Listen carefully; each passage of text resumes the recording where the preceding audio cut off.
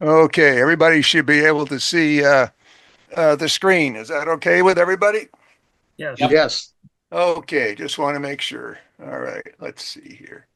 All right, well, I'm Bob Brehn, AK6R Chief Engineer, and actually, my wife and I own the company. So we bought Mm. it. We bought it about 13 years ago. I'll give you a quick history on it, and I can tell you're a very energetic group, and that's great. And welcome. We're here in California, where it's about 12 o'clock noon time, our time. All right, let's get started. This talk takes about not quite an hour, and we'll have questions at the end, and I'll have some virtual prizes for those who are paying attention. So let's move on. Let's move on to the next slide here. A little bit of a history on Palomar Engineers was actually founded in 1965. I was still in college in Berkeley at the time, going to double E school, and Jack Althouse was a little bit ahead of me. He was also known as Kurt Sturba for you that used to read the Oh, CQ magazine and World Radio News. He was Kurt Sturba and had quite a good following. And in fact, I took all of the old articles from those magazines and I put them up into free download books, and so you can download all those and relive all his communication days, and it's pretty interesting reading. Anyway, those are free on the website, by the way. We reorganized it in 2013. He had two children, and they were both CPAs, knew nothing about radio whatsoever. And so they put the company up for sale. They had no takers for it. But since I knew Jack, he was a friend of mine and was about 10 miles away. I answered the ad. We went out there, and the whole company was in a 10-foot by 10-foot storage area with a few noise bridges, and all the engineering drawings were intact from 1965 to 2013, and all were in pencil. And he erased when he had a new version, he just erased the old one and put the new circuit in. So it was pretty funny. And anyway, we decided to forego most of those old products since they were copied by MFJ anyway and taken to China and sold for half price. And Jack had to kind of reposition his company as an RFI company. So we followed on those footsteps and decided to make it an RFI company using ferrite beads. And we're going to talk about those today and how they work and how you can utilize them to make your shack more productive. And then we also, kind of by default, we made really, really good balance and ununs.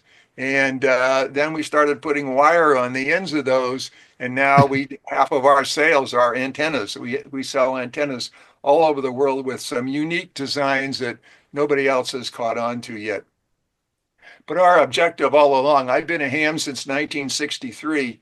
And when I was in about 14, 15 years old at the time, and have been a ham ever since then. I'm an extra class, of course.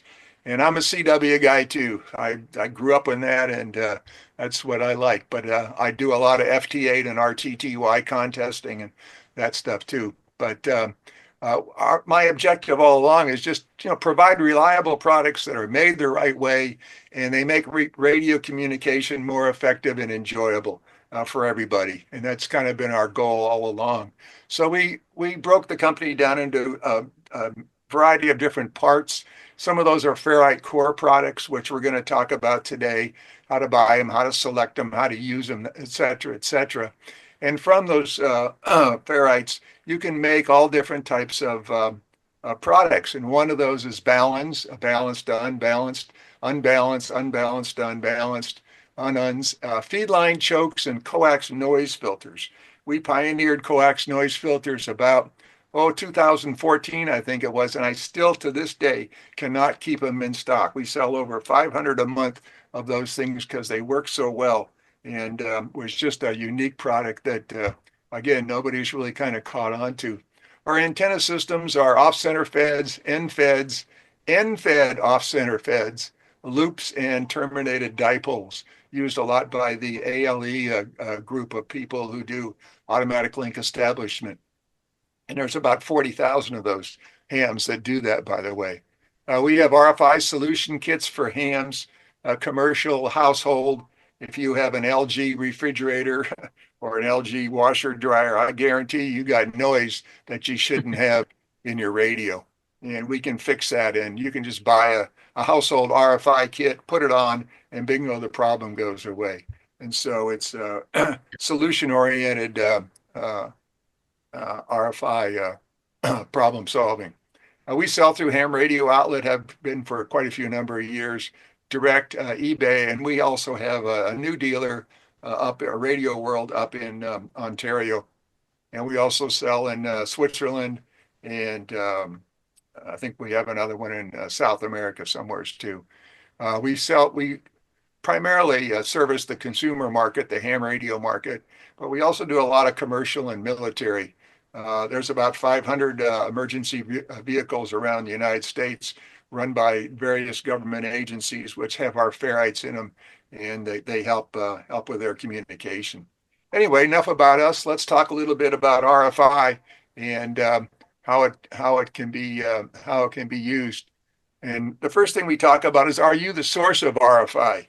This is a picture of my wife on a good day, and she was saying it's all your fault with that big antenna, and she's probably right.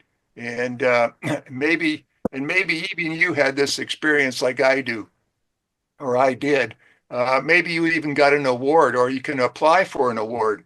We have the Worked All Appliances Award, and you can download that for free, and we have endorsements for 5, 10, 25, and 50, and anything from touch lamps to alarm systems to you name it.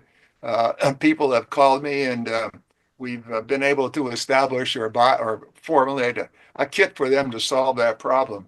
Quite a few people have put LED lights up in their garages, and suddenly their garage door openers don't work anymore. Well, we have an RFI kit for garage doors, and I'll tell you a little bit about that later, but it works wonderful. But if you really want to go for the big award, we have another award besides Worked All Appliances, and that's called Worked All Neighbors. All right. And again, we have endorsements for that. And you're free to download these awards, and they've been downloaded over 25,000 times each. So there obviously is some use and out there for them. And maybe I've even seen them awarded at different club meetings. I was quite surprised to see that. Anyway, sometimes you're the producer of RFI, but more often than not, you're probably the victim of RFI. And some of the things that cause RFI in a typical house would be, it used to be cell phones, but pretty much not anymore. Appliances, cell towers still are noisy. The new automatic gas meters, hydrometers, baby monitors, routers, cordless phones, anything with a switching power supply, for example. In California, everything has to be switching power supplies. They are new air conditioners, all that kind of stuff, and they are tremendously noisy. They put signals back onto the AC power lines, which run throughout your entire house, and they radiate, and you pick them up in your radio, and you get a higher noise level. And it makes chasing DX a little bit more challenging. But we have some products that solve those types of problems, and we're going to talk about those. So let's go over a few objectives of what I'd like to do today. I want you to learn the fundamentals of RFI if you don't already know them, and that is, how do you identify the symptoms? How do you pinpoint some of the causes, and some simple cures that can help your station run better. What's a ferrite filter? How to choose and buy the right filter for your particular issue, because there are different types of ferrites. How to use it to solve the number one RFI problem shared by all hams using coax-fed HF antennas, and how to use ferrites to solve specific transmitter RFI problems, receiver noise floor issues, and keep your neighbors and spouse happy. And I know that's a lot to cover in just about an hour, but hopefully we'll at least keep your neighbors happy. I want you to understand the concepts. There's no math required today, so don't worry about that. But you do have to put your thinking cap on. So let's delve into it and see where we start. First of all, I want to define what is RFI. And we define RFI in our world as any radio frequency interference above about 100 kilohertz. We really can't do too much with ferrites below that, specifically with AC type hums or problems that are coming in off the power lines themselves. We don't really deal with those sunspots, cosmic noise, that type of things. We don't have solutions for those. But other types of transmitters, so to speak, are ham radio, CB, AM and FM. We have an AM station in Los Angeles, and they order approximately 100 kits a month from us, and they just put them in the new people that move into their neighborhoods, because 50,000 watts a mile away is hard to avoid.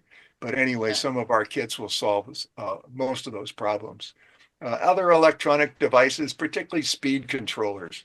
Like I said before, speed controllers in California, at least, all have to be digital. And I tell you, they're very, very noisy.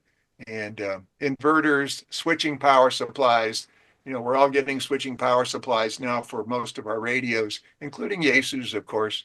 And I'm a big Yaesu user, by the way. I have 2000 Ds and a bunch of other things and just love them. Can't get rid of them. They're just too good. But a lot of the computer electronics, some of the digital equipment that's coming in these days, there no filtering in them, and even the simple wall wart that you plug into the wall has all the filters usually taken out of them by the time they get to here. Or if you buy them directly off of eBay and Amazon, you get them from China, and there's no filtering required over there. So you plug those things in, and they just become buzz machines for a lot of your low frequency 8040 type transmissions and receptions. But basically, any electronic device that malfunctions by acting as an unintended receiver, so to speak, of RFI is a victim. And we're going to talk about how to solve those. But first of all, uh, uh, you have to understand, how do you get RFI? I mean, where does it come from? You don't order it in a box or anything like that, but it just seems to show up someday. So you have to understand, first of all, a real simple concept, and that is there's a source of RFI somewheres, and you may be the victim or vice versa. You may be creating it and causing the victim to react negatively. I had a problem with, like I said before, my wife's touch lamp. And when I got on 160 meters, that thing would not stop on CW. It would blink, blink, blink, blink, blink. And so it took multiple ferrites on the AC power lines to solve that problem, because the path, all right, my transmitter antenna was transmitting, and what was picking the signal up were the long lines of AC power in my house. They were a perfect 160-meter reception. And so anything that was hooked to those had induced a current into it, and it caused them to react to whatever was on the end of the line, in this case, the touch lamp. It may be some other things too. We have a Dancing with the Stars filter for wives who watch Dancing with the Stars, and your RF communications interrupts those. And so we have a solution for that, by the way. But anyway, there's a path between the source and the victim. Now, it may be radiating through the air, which is most of the time, but it also may be conductive, inductive, or capacitive. An example would be a coax line running through the attic, and it's picking up noise or giving noise into the AC power lines that are up there, or alarm systems, that type of thing. They're not directly hooked to it, but they're induced or capacitive coupling, or maybe something else that's close to that. And so that's the coupling path between the source and the victim. So the question is how do I find that source, and what the path is, particularly if I've got high noise level or something's interfering with my receiver. So you kind of have to be a detective. And some of the symptoms of typical RFI in your shack, we're going to separate these into two sides. One is transmit symptoms. In other words, you're causing the problem with your station versus receive symptoms, which is usually something else besides the equipment in your station causing the problem. But with transmit symptoms, and these are caused by your transmitter or your antenna, either one, could be a hot microphone, all right? RF lip burns, distorted audio. I tell people that my first kiss was when I was a novice and I was working on, actually, I was a technician at the time, I think. And I spoke into my D104 microphone and I got a big spark on my lips. That was my first kiss, by the way. And and I couldn't believe that I had gotten a spark there, and it turns out that I had RF all over the place using an old Viking One transmitter and a Night Kit R100 receiver at the time, and that was just a symptom that you have, and to this day I still have people calling me with that type of issue, particularly CB operators using D104 mics, by the way. Um, Maybe your antenna doesn't tune correctly. Maybe there's a high SWR, or the SWR changes if you change the length of the coax. All right. And the problem is your coax is part of the antenna. So you got to understand that if that's the case, you have to stop that from happening. Sometimes your voice, your transmission causes interference with consumer electronic devices. All right. Because they're acting as receivers, so to speak. One of these could be computers. All right, you're transmitting, 500,000 watts, whatever it is, and you're coming over the speakers of your home theater system, or maybe on your computer or something like that. And so you're getting into their electronics, and the symptom is noise coming through the speakers, but it's actually getting into the main unit itself. And another typical example is if you have a powered subwoofer in your electronics. The subwoofers typically pick it up through the AC power lines, and you hear this big old hum, or you hear your voice in there. But whatever it is, what's happening is that um, your electronics is being affected by your RFI. The garage door openers is another example. Sprinkler system lights going on and off, and those types of things. But the biggest one that most gets most people excited is the spouse alarm goes off. Hey, honey, I can't watch Dancing with the Stars, or I can't do this, or I can't do that because of that antenna of yours. So turn it off. And so those are the typical ways that you can recognize transmit issues. On the other hand, receive issues are just the opposite. These are usually caused by sources outside your radio. And some of the things could be a high receiver noise level, but it's not due to atmospheric conditions. All right. You may hear birdies, chirps, buzzes, clicks, broadband noise on your receiver. Sometimes there's even distorted receiver audio. But a high noise floor is a typical symptom that you could be experienced. If you have an S9 or 10 over S9 noise floor, something's wrong and something out there is causing that. Generally, it's not atmospheric uh, issues at all. So one of the other things you look at is, well, what are some of the typical receiving antennas that may be picking up these signals?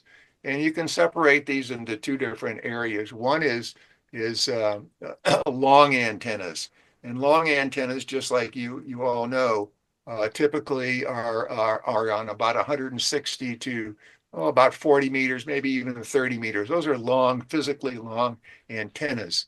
Telephone lines, AC power lines, satellite cable coax lines, long Ethernet cables, antenna feed line coax shields, rotor control cables make very good antennas, by the way, and second story ground wires, by the way. I've had a lot of people call me and they're on the second story and they have a ground wire coming from the radio out to a ground spike. It happens to be exactly 16 feet long, and they cannot figure out why on 20 meters they got RFI all over the place. Well, it's real simple. Anytime you have a quarter wave transmission line, all right, it's grounded or 0 ohms on one side. The other end is going to be high impedance, 2 to 3,000 ohms, just like an end-fed antenna, end-fed half-wave antenna. And so consequently, their station is hot on 20 meters.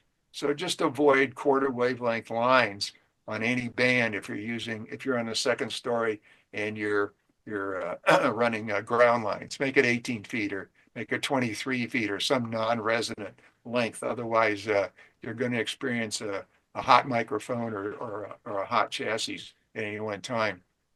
Anyway, these antennas pick up radiated or conducted RFI, which induces a current into the wire itself. All right. And we call those, let's go back, we call those common mode current, and it's usually on the shield of the coax. As I'm going to point out later, the coax has 3 conductors. Most people know that, but if you don't, the outside shield is actually an inner conductor and an outer separate electrical conductor. So there's three wires there, and that has all kinds of consequences, which we'll get into in a minute. So the question is, if there's current induced into the equipment, how do we get rid of that current from a transmit standpoint and a receive standpoint? So the question is how do we reduce the current? Now, most of you remember from your exam days in ham radio that there's something called Ohm's law, all right?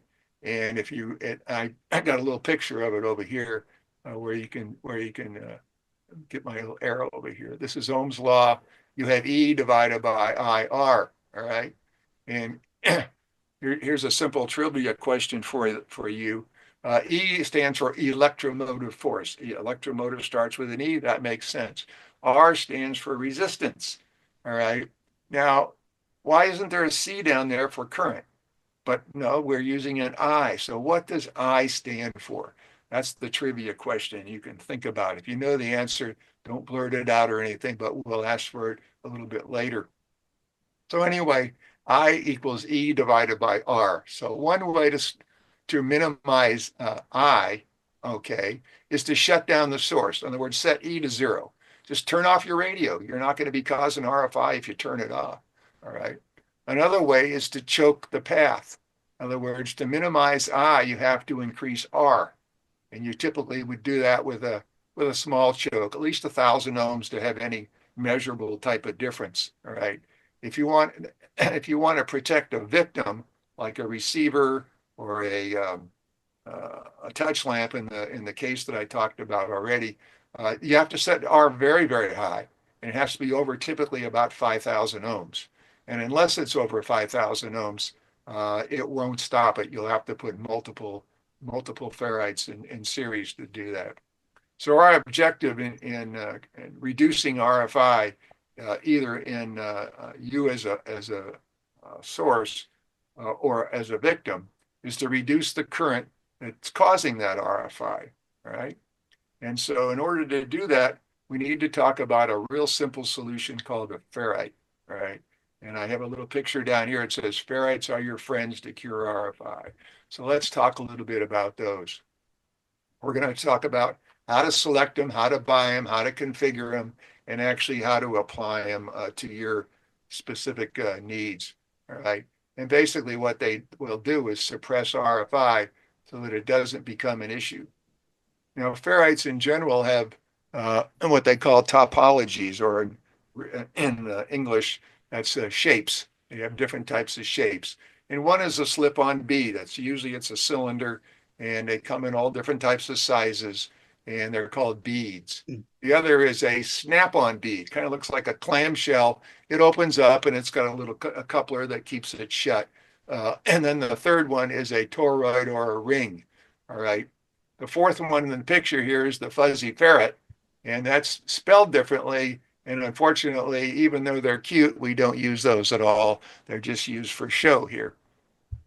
Now, the characteristics of ferrites are very interesting. Generally, they're cheap, they're easy to install, and they work in most cases from 100 kilohertz up to about 2 gigahertz. All right, that's the operating range that we work in with products from our company. They have ferrites that work a little bit higher than that, but typically they're soldered into place and they're not something that's real simple to put on. And they worked on all conductive paths. And a conductive path meaning an antenna or a feed line, an AC/DC line, I/O cables, those types of things. There's lots of options in size and shape and frequency range to suppress these RFI currents. All right. They have no effect, by the way, on the normal signal going through a wire. They only affect what they call common mode current, which is common to all the wires that they're suppressing RFI in. They're effective, but you have to know how they work and how to choose the right one and where to install it. And that's what we're going to go over now in the next few slides. All right. So the first one is how do ferrites actually work? Okay. This is about as complicated as we're going to get in math, but ferrites, in a general term, ferrites are frequency dependent resistors. All right. They suppress current, but they do it differently at different frequencies. All right. So, and they're basically parallel tuned circuits. And if you remember your theory, a parallel tuned circuit has a high impedance, very high impedance at a certain particular frequency that parallel what it's tuned to. All right. The difference is that ferrites are broadband. They're not specifically a frequency like 14.1 megahertz. They're like 10 megahertz to 100 megahertz. All right, or something like that. And this is an example of a ferrite for a particular part number. All right, and you can see here, ferrites have an interesting characteristic. The green line is the total impedance, which is the sum of the resistance plus the inductance or the capacitance down here. And what you want to do is each ferrite, and every one in every size and every different composition, has one of these graphs associated with it. And what you want to do is to be able to utilize the frequency range for the resistive region. In this case, it would be approximately 80 megahertz up to roughly see, there's no red line over here, so you could probably use this almost to 200 megahertz down here, although it would be much more effective right here around 120 megahertz. This is probably not one you'd use for ham radio, but it was a good one with a good graph on it, so it was easy to use. But there's an inductive region, which is the red. There is a blue region, which is the resistance, and then the sum of those two, the absolute value of the sum of those two is the impedance. All right.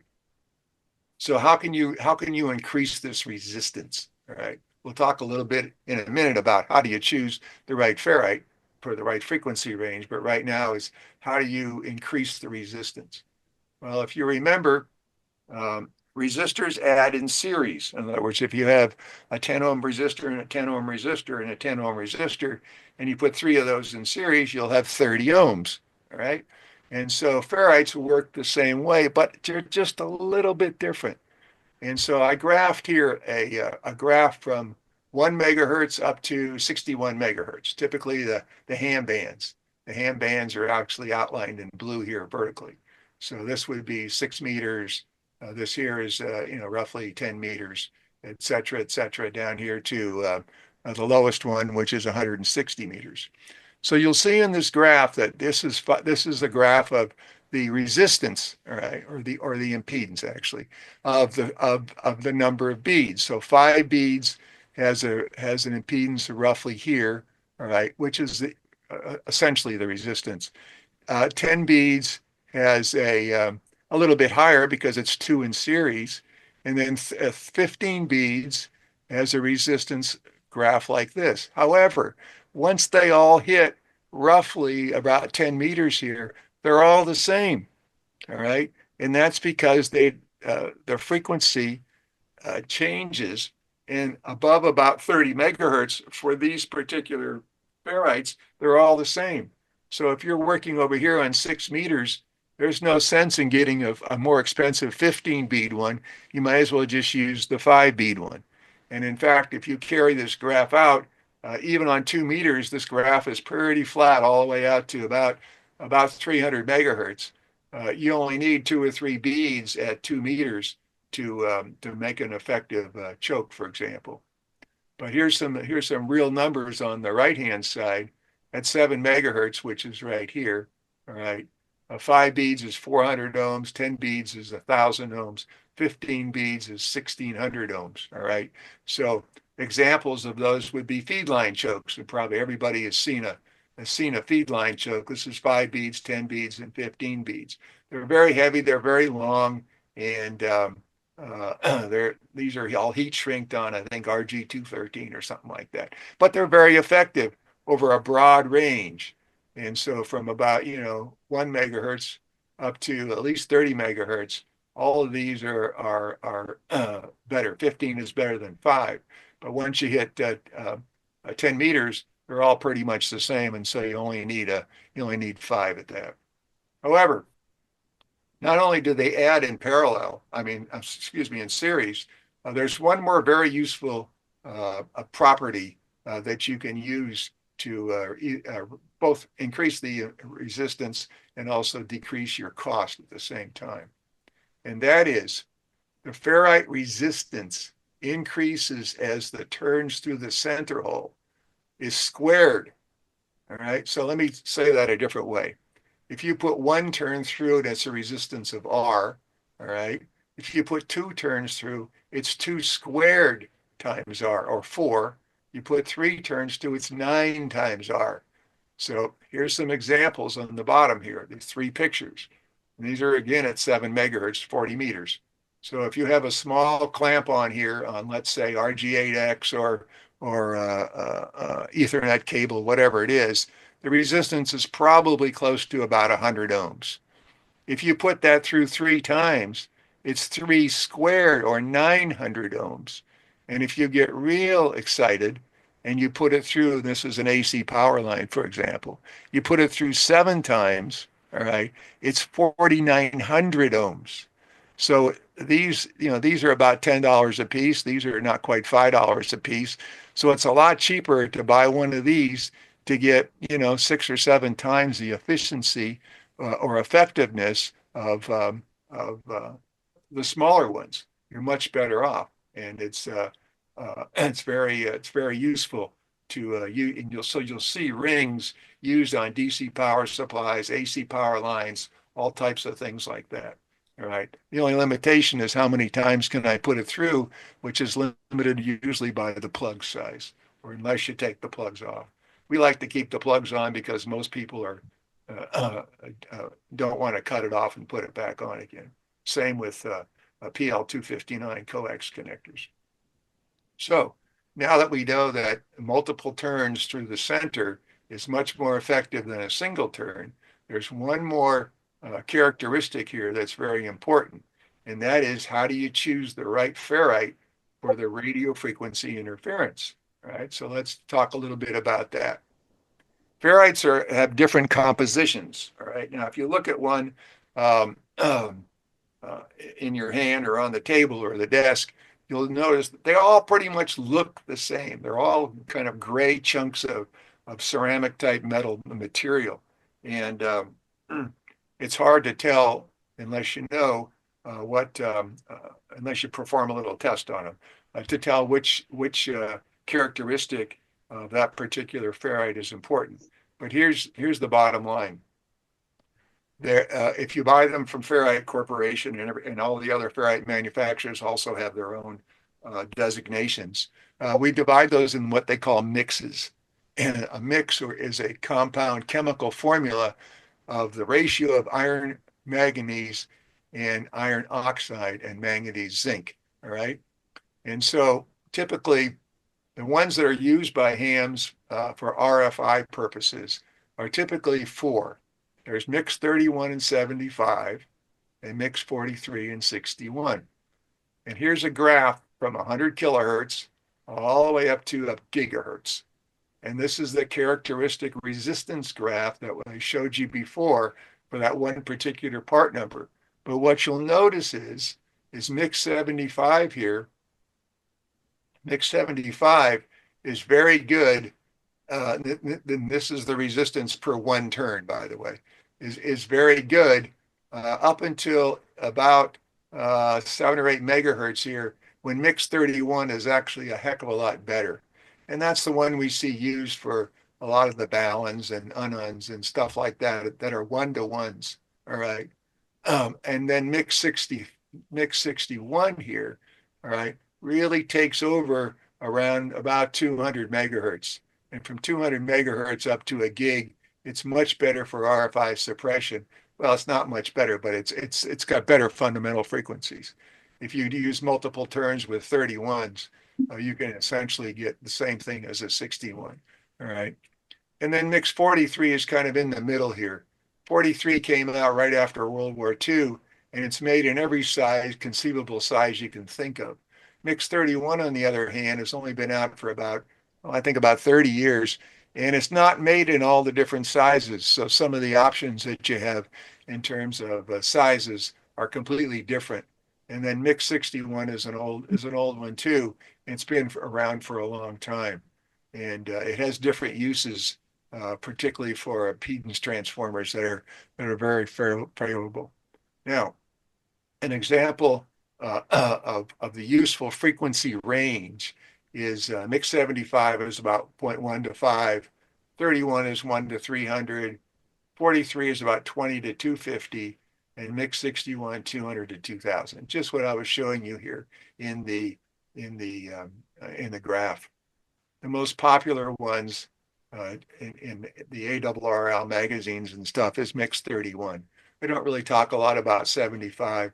75 is the new kid on the block, been out about 10 years, and it's absolutely wonderful for switching power supplies and those types of things that are roughly 2 megahertz or AM broadcast interference, that type of stuff. All right. So how do you select the mix based upon the RFI example? Let me give you some examples here to put this in comparison. So here's two different mixes, okay? And this is a graph of of, uh, of dB suppression of common mode current. So going this way is better than going up.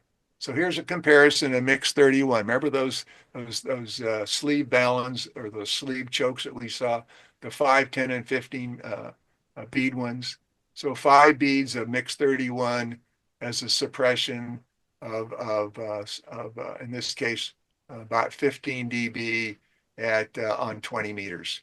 Okay, if you put 10 on there, you get another 6 dB, and then 15 is about another not quite 6 dB. So more beads give you better suppression. On the other hand, if you hit about the 3.75 middle of the 80 meter band, mix 75 is better, and it's much better because it's much more negative here, and mix 31 can't even come close to it. So if you're trying to get rid of AM broadcast because you live close to an AM broadcast station, or you have a lot of low frequency interference, mix 75 is much better. So we just in comparison, depending upon the frequency range that you're trying to suppress the RFI, you usually always pick the one with the highest suppression. Now, one of the things I'm going to show you is how not to buy ferrites. All right. So given the information that we've just given you, I want to steer you clear of how not to buy ferrites, and then we'll show you how to buy ferrites the right way. So a lot of people buy ferrites off of Amazon and eBay, or they buy them at a swap meet in a box. You know, buy a ferrite for $1, whatever it is. And my quick suggestion is don't buy these. And why do I say that? Well, first of all, when you buy them from Amazon and eBay, except when you buy them from us on eBay, there's no mix designation. Are they 31s, 43s, 75s? What are they? There's no resistance impedance range. All right. There's no specs on them at all. It's like buying a resistor with no color bands. Oh yeah, it's a resistor, but is it high or low or whatever it is? It's the same with these. Remember, these are frequency dependent resistors. All right. So unless you know the specs, you don't know which one to get. But you know what? They're darn cheap. You can buy all these, for example, for $14 or $15, 14.99, I think it was, for a pack of 20 of them. And I'll tell you, I have bought these and I have tested them the right way. And I'll tell you what they are. Most of these are from old video cables that are sent over to China. They burn off all the outside connectors to them, and then they put new connectors on here, and then they sell them back into the U.S. market. But they're only good from about 300 to 600 megahertz. They have no use whatsoever in the amateur ham bands. They're just useless. And so you're wasting your money on those things. It's like buying a box of rocks. It's a waste of time and money. So what's the alternative? And this is a slight advertisement, but basically it's just to make you aware that whenever you do buy ferrites, make sure you know the specs on them. So all of ours, when we sell them, this is a 10 pack of half-inch ID, and they're all mixed 31s. That's the frequency range. And here's the different number of what the different frequency is. And this is the resistance for each one of those. So at 100 megahertz, that particular ferrite has got a resistance of 260 ohms with one turn through it. If I put 3 turns through that thing, if the wire will fit 3 times, I get 9 times 260. And remember, the rule of thumb is you got to have at least 1,000 ohms to make a measurable difference in what you're doing. All right. So use that as a guideline. And these can be used, by the way, on AC, DC, coax, any type of cable. It doesn't make any difference. All right. Even a shielded cable, it'll work on the outside shield. All right. So pick the mix, pick the frequency, and pick the impedance for your particular need. All right, let's do a slight recap, and then we'll go into some actual um, examples. Determine the RFI interfering frequency. And by the way, I should say, and then choose the mix to suppress the RFI, and always choose the fundamental frequency. Okay, one of the problems that a lot of hams get is that oh, I'm having some interference on 7 megahertz. That means I must need a mix 31. When in fact what was happening was it was the switching power supply, which was creating all kinds of noise at roughly 1.5, 1.6 megahertz, and you were hearing the harmonic of the 1.5 or 1.6 in the 7 megahertz band. All right. You want to go after the fundamental frequency, not the harmonic. All right, I'll repeat that. You got to go after the fundamental frequency, shut that down, and then the harmonic will be shut down. If you design your ferrite, or you pick your ferrite based upon the harmonic frequency, you still have the problem. It still exists. All right, because you haven't shut down or suppressed the fundamental, and it can still come up on a different frequency. The next point is choose the shape of what will fit your path. Okay, install the ferrites on the path, and then retest it. Make sure the RFI is suppressed, and if it's not, then you can either add more ferrites or additional turns in a larger ferrite with a bigger hole. All right, if it persists. All right, the most popular mix for HF is mix 31.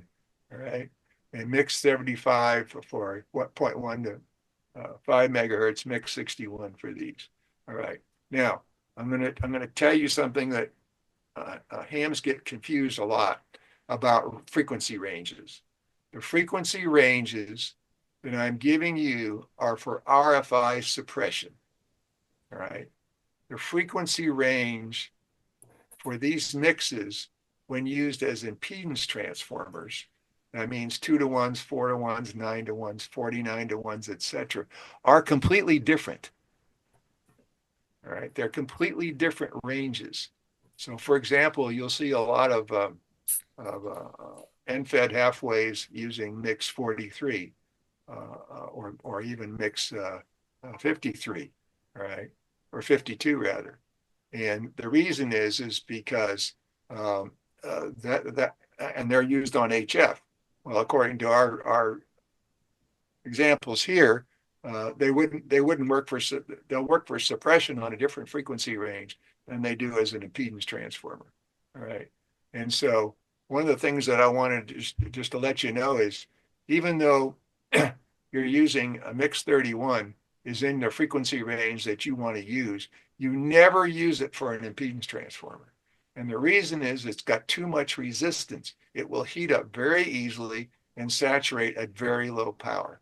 All right. Always use a 43 rather than a mix 31. Never use it as an impedance transformer, even though uh, uh, range wise it may be in the right range, right? But that range is for RFI suppression. There is no range given for mix 31 as an impedance transformer because it's not meant to be used for that. Okay, let's talk about transmitter RFI. In other words, what do you do if your transmitter, you're speaking and your touch lamp is going off in your wife's bedroom? And I speak from experience on that one. Or the TV is being interfered with, or whatever it happens to be. I had a colonel call me from Oklahoma about 2 years ago, and he said, "Son, I got a problem. Every time I fly over, I put some new radios in my jets, and every time I fly over this condominium association in Oklahoma, all 100 of their garage doors go up at the same time when they're transmitting on their radios." And I said, "I got just the solution for you." And so we put in our RFI kits for the garage door openers, and he had his men install all those, and the problem went away. All right. So that was caused by transmission of a frequency close to 300 megahertz, which is close to the 315 megahertz signal on garage door openers, and it completely suppressed it, and they didn't have that problem anymore. But anyway, I'm going to show you a little bit about RFI kits for specific transceivers and generic ones, linear amps, and some other things at the same time. So bear with me here. All right. When you install transceiver and linear amp RFI kits, usually do it on your system first, just to make sure that it's suppressed so that you can make sure it's working okay. You want to minimize the RFI from your source. All right. So where would you put these things? All right. You're going to put if you have a transmitter amplifier antenna RFI suppression, you want to choke all the cables going into and out of your radios. All right. Your amplifier and your antenna tuners. All right. These include the coax feed lines. All right. The rotor control lines, AC DC power lines, including the wall warts, notorious for creating noise. Your computer, all your radio interconnects, your USB cables going to your ICOM 7300, whatever. They need to have ferrites on them, or they'll either create noise through the AC power supplies of your computers, for examples, and we'll show and we'll show some more examples on the next slides. Filter all this equipment first. We have kits for these, and you'll see what they look like in a second. You install them, the problem is solved. You don't have to worry about all the different mixes and the sizes and stuff. We just have prepackaged kits that make it real simple. And you can copy those and buy your own generic ones too, if you want. But the idea is here. All right, so here's an example of switch mode power supplies. A lot of us are using those these days, and you have two problems. The switch mode power supply generally is not filtered enough for noise on top of the DC, and they also put noise, so to speak, back into the AC power lines. And you stop that by putting, in this case, these are mix 75s, right, on the DC and one on the AC, as close to the unit as possible, so you have as small of transmission line as you can get. This one here could probably be a little bit closer, and you put as many turns through as you can get. Right? These are very inexpensive, they're like 25 bucks, and that will completely shut down the noise that's coming out of here. Now for your transceivers, and this is an example of an ICOM 7300, for example. You have You have your DC line here, all right? You have your coax line, and we're going to put multiple turns through that, plug that into the radio, and then we have ferrites here. It's the easy snap-on ones. These basically have two turns. You put it through once, you drag it through again, put it through. USB ports, uh, and these are amplifier ports, for example, whatever the cables are, you put those through the ferrites. And by the way, it doesn't show it here, but you can put multiple wires of different function through the same ferrite. All right. The ferrite doesn't care. It just knows that, hey, there's noise on that or RFI on that signal, and I'm just going to suppress that and let the signal go through. So you could theoretically you could have a bigger snap on here and put both these cables, even though they're completely different functions, to the same ferrite. All right. Now, if you really want to do it a little bit better, instead of using an outside ring like this, okay, you could use a little black box. And these are our coax noise filters. And they will typically reduce common mode noise around up to about 6 S units. All right. Whereas these here are good for about 3 S units. All right. These will do about 6 S units.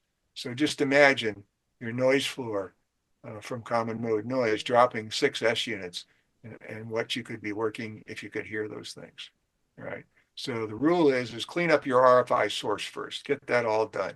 If you're using a linear amplifier, here's two examples: an old Heathkit SB220, Meritron 811, big power supplies in them, typically noisy, but just to let you know, when you transmit a signal through an amplifier, all the RF does not go out the output cable. All right. Some of that RF will be fed back through the AC line. All right. Some residual. Some will go back through the outside of the coax line on the input, and also on the output. You want to make sure that it's not transmitting it to the outside or the third conductor of the coax. So you would put one on there. Very simple, just 4 little chokes, and you put them on. And we have all different types of amplifier kits on there for different models, for example, and solid state included. And even going back to about the 1980s, I think that's just maybe early mid 70s, I guess. We have most of the models up there, so it makes it real simple selection wise on what to do. Solution kits, we also have tube and solid state amps too, and generic ones. If there's not a specific one listed, then you can use a generic kit. And we also have all kinds of flex radio ones too, by the way. Now, coax line, the second aspect, once you've got your individual pieces of equipment fixed up, is to stop the transmit RFI on the coax braid. All right. Now, I just did a talk at the Yuma Ham Fest, I think about 2 weeks ago, and there was about 300 people in the room. And I asked a simple question. I said, "How many conductors does coax have?" And I said, "Does it have two?" And about 3/4 of the people didn't raise their hand, but about 1/3 of them did. They said, "Yeah, there's two conductors in coax." And I said, "Okay, now let me ask you the college question. How many does it have three conductors?" And about 1/3 of the group raised their hand. They knew that there's three conductors in coax. And so I said to the first group, I said, "Okay, I'm going to teach you something now. Just remember this, because it'll make a big difference in how your station operates. All coax-fed antennas need a feed line choke at the antenna feed point. All right. The position of that choke is very, very important. All right. And if you don't do that, what happens is your dipole becomes a tripole, your unipole or vertical becomes a dipole, and your coax radiates, causing local RFI. All right. Now, why is that? What's the theory? Here's a typical piece of coax. All right. It's got three conductors. There's the outside shield is a separate electrical conductor, and that's because of a phenomenon called skin effect. RF will float on the 0.00025 inch of the electrical conductor. So when you're putting a signal, and this is it's going up one cycle and going down the other cycle, but when you're putting a current through the inside of the coax, and it gets right here to go on the dipole, for example, or the driven element of a beam or whatever it happens to be, it has a choice. There's a fork in the road here. And it says, well, gee, I can go back down the outside, or I can go to this. And usually what happens is it splits. And the amount of split is dependent upon the impedance. What is it, higher impedance here? Like a dipole might be 40 ohms, for example, on one side. And it might be 60 ohms down this way. Well, it'll split. Part of it will go this way and part of it will go that way. What happens is then you have this length being part of your antenna, right? So as you change the coax length, the SWR will change, right? Because you have more or less antenna. So the solution to that is you put a stop sign here, and the stop sign reduces that current virtually to zero from going back down. It's to reduce it as much as you can. Now, if, as an example, if you're running a kilowatt and a half, 1,500 watts, you're going to have but not quite 14 watts of power going down this way. That's like having a QRP station all the way back to your radio, right? Grounded or not. If you're running, 100 watts, it's only 3.5 watts, but still that can interfere with a lot of things, right? So what's a typical coax antenna look like, and how does this work? So if this is your antenna over here, if you put a stop sign here called a choke, all right, and you can get them from, 500 watts to 5 kW. That's kind of the range that we do. And they're all above 1,000 ohms, all right? It prevents that coax from transmitting and radiating out into the field, so to speak. So if you do not have one of these and you're running your coax through the attic, for example, and it's crossing AC power lines, next to router lines, next to alarm system lines, that kind of stuff, I almost guarantee you, if you put some power into it, it's going to make those anything that's plugged into those particular lines real excited, and it may cause the alarms to go off, the alarm company to come out, all kinds of things like that, right? So this one here, when you place a choke at the antenna feed point, will suppress RF from coming back this way. And in a minute, we're going to see just the opposite effect. When you have noise sources out here, again, running it through the attic or anything close to your house, noise sources will jump on the outside and they'll follow it right down into the radio unless you put a stop sign here. And we call those coax noise filters. That stops it, but it only works on receive. These work on transmit. So depending upon where you place them, all right, they'll work on a particular problem to solve it. We'll talk a little bit about those in a second. All right. So what are some of the technical requirements to choose different chokes to do different things? All right. Here's an example of a graph. Remember, we had resistance up this way, and impedance and resistance. Resistance to the brown line. These are pretty much close to at least 5,000 ohms over the whole frequency range of 160 through 10 in this case. All right. The broadband ones, the bigger ones, are roughly about 5K, but they'll take much more power. This is a 500 watt max. Typically put this on a transceiver itself directly without an amplifier or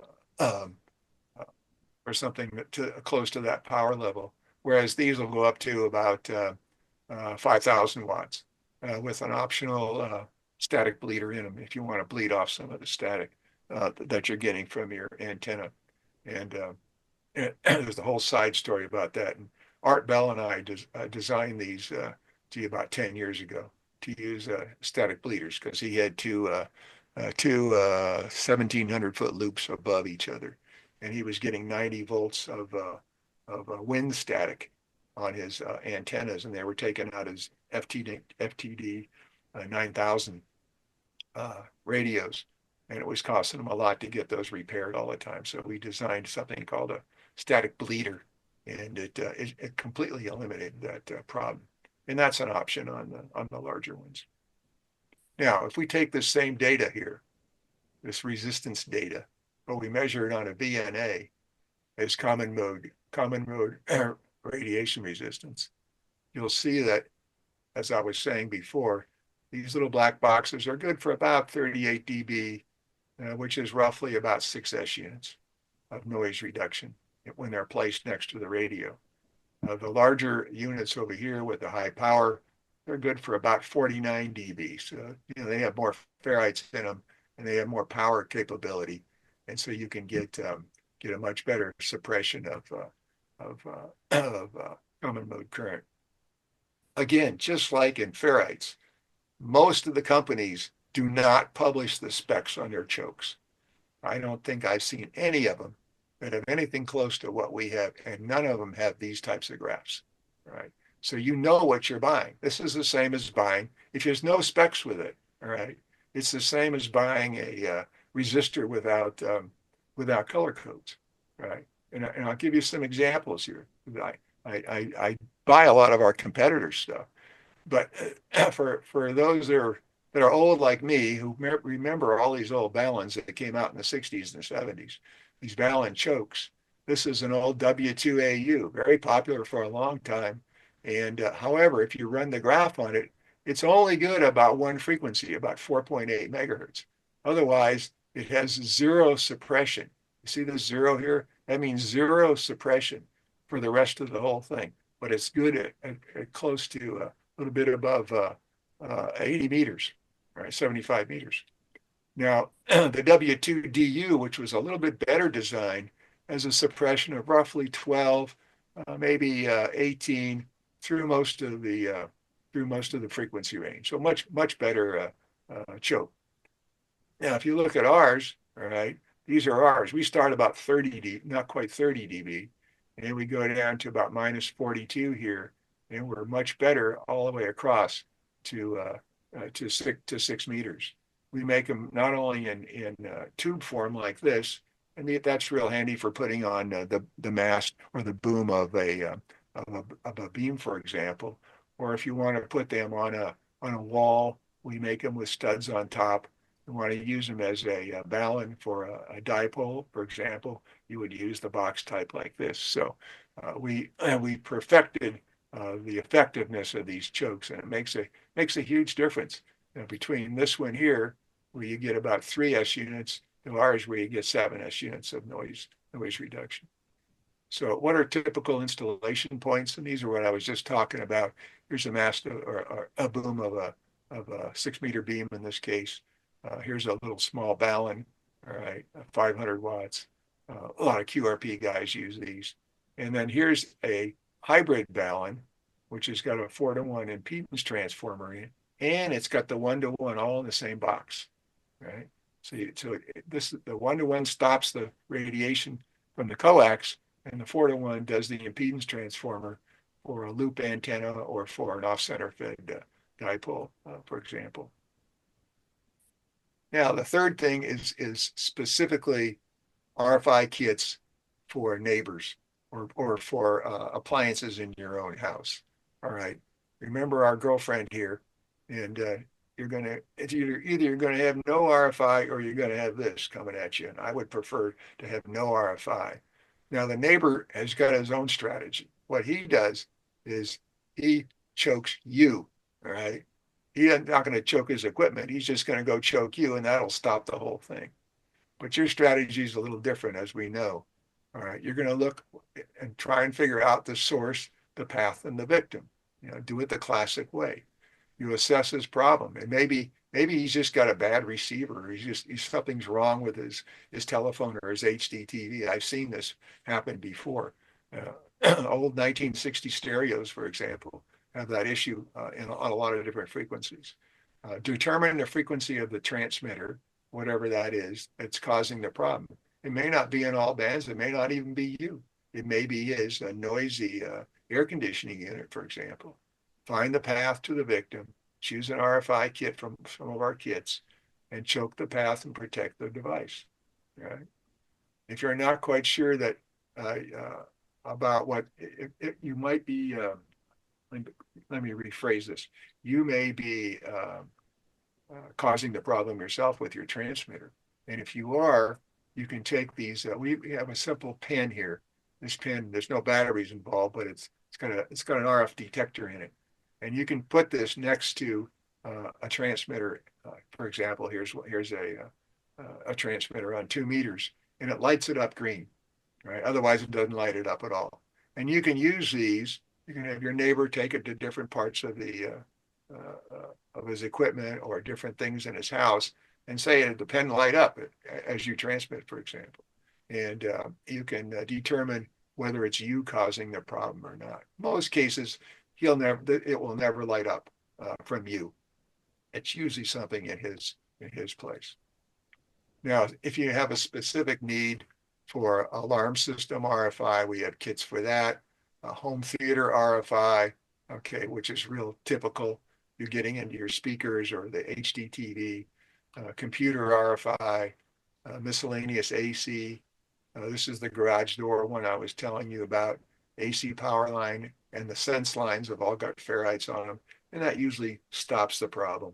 You used to have telephone, DSL, or Ethernet lines have a problem depending upon whether they're shielded or not. So my recommendation is just use specific kits which have already solved the problem, and if it's a neighbor problem, have the neighbor either purchase it or you buy it for them. All right, but don't go over and do all the installations unless you're in good standing with them, because it'll always be your fault, and you'll end up doing all kinds of other things too. Most problems are picked up by the AC power phone lines, so ferrite filters work really well. So we've just talked about all this. Install the ferrite filters on all coax lines of your station. All right. Install it on the AC/DC power supplies and consider additional filters. And if you need help, give us a call. All right. I'm going to spend a few minutes here on receiver RFI, and then I'm going to ask a few questions, and I'll open it up for Q&A for you guys. Again, receiver RFI is the same way. You got a high noise floor. You want to figure out how you're gonna solve it. Okay. Always choke your AC/DC power. All right. And snap-on ferrites, for example. But basically, we're going to talk about AC/DC filtering. AC lines always have a ring on them generally because you can put it through multiple times. If you have very, very large cables, this is I think a 2-aught cable that was on my boat, and I put a ferrite on that thing, and it completely quieted down the AC converter. If you have very large plugs, generators, for example, you can use the large rings. We saw a lot of these during field day operations for the generator cables, and they completely quiet them down. Put one on each end, and if you have the smaller ones, you can put two in series if one of them doesn't have quite enough suppression for you. All right. Use the maximum number of turns through the center if you can. Washers, dryers, motors, routers, appliances, those are all typical things that cause noise or are susceptible to noise. And again, we talked a little bit about this before. The outside part of the coax picks up the noise, puts it into your transceiver. Now, you may think, well, it doesn't affect my system. Well, here's a simple test that you can do, real simple. It's quick and easy to determine whether you have this type of noise coming in off your coax connectors. And here it is. First of all, just unplug your coax from your radio and see if all the noise goes away. If it does all go away, then you know it's coming in on the coax. The question is which antenna is it coming in on the coax? Down the center, or is it coming in down the center and the outside? All right. So what I want you to do is roll back the outside of your PL259, stick the center pin in only, and measure the noise level, and do this on multiple bands, all right? And measure and write it down. And let's just say hypothetically it's S2, all right? And now what I want you to do is screw in the outside part of the connector and see if it jumps up S4, S5, whatever. A coax noise filter will get rid of the difference. It will not get rid of the original noise that's coming down the center, because that also includes the signal that you're trying to hear. But it will suppress up to 6 units, 8 units, depending upon which one, S units, which one you get for the knee. All right. It's one of the best kept secrets in ham radio. A lot of the DXers use them now, and it's just, they work wonders. All right. Again, same graph we showed you before. This one is a small one, 6S units here. The larger ones are typically right around 40, 47, 48. Where do you install this thing? All right. If you only have a transceiver, you would put the noise filter here right after the transceiver going into your antenna switch, going to your antennas. If you have linear amplifiers and tuners and all that type of stuff, and you place it in a different place, you get the high powered ones, and you're going to put those on the antenna side of the antenna switch. And I'm going to tell you why in just a second. And that would be for the receive issue. You put them at the coax connector to the antenna, and that's for the transmit. Make sure that the RF doesn't come back to you in your radio. Now, I'm going to talk quickly about antenna switches because most of you probably aren't aware of this issue. All right, but here's the problem. When you use an antenna switch, for the most part, all the ones that are used in ham radio, for example, the antenna switch only switches the center conductors. The outside braids are all tied together because it's a piece of metal, and they're all usually metal SO239s. And so the problem is that, and here's the issue. You're listening to antenna number one, and your coax is switched to antenna number one. But because all the braids are connected, you may have an antenna over here next to a solar system, for example, or your neighbor. That was how I discovered this problem. The noise is coming in on the braids going directly into your radio, even though this antenna may be quiet. But you're picking it up because of the braids. So the only way to solve that problem is to isolate it before it gets to the switch. All right. And here's an example. Here's the antenna switch. Here's two 500-watt coax noise filters, and they're completely identified or completely separate. Not only is the centers separate, but also the braids are separated because of the isolation, again, up to about 40 dB, 38 dB, I think, by the outside braids here. So any noise coming in on this one will not affect this one, even this antenna and its reception, because they're completely isolated. The picture below is half of my antenna switch for my flex. I run 16 antennas, and this is 8 of them, and every one of them has got a 3,000 watt choke on it. Right, good for roughly plus 40 dB. So you have to isolate them all before they get to the switch. Otherwise, you still got the noise issue. All right.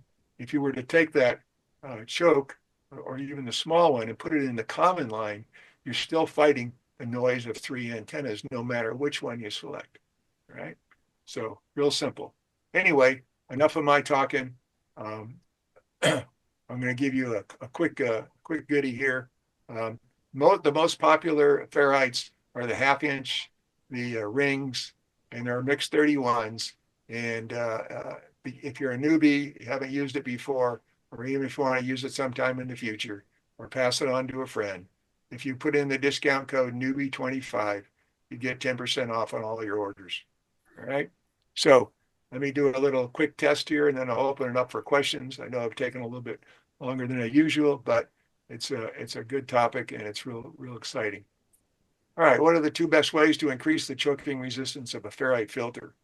I'll give you some multiple choices here. Use a high resistance wire in multiple turns on the bead.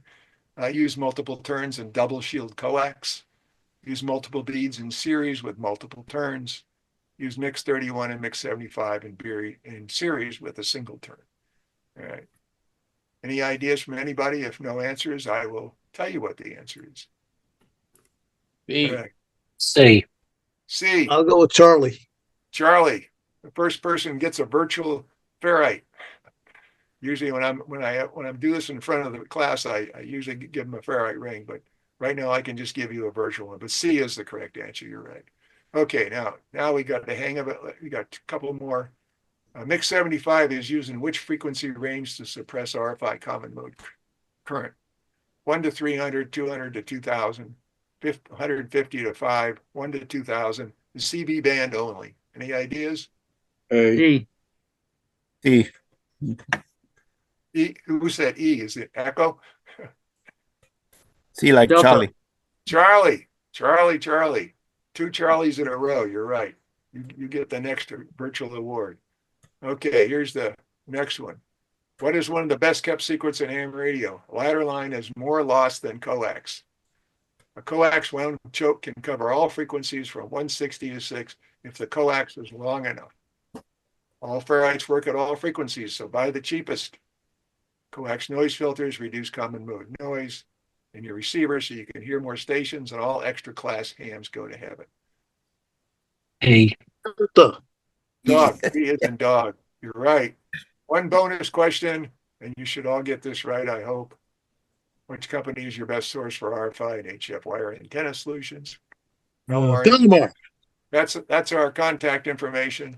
And you can come to our website. There's lots of freebies up there. You can download the awards.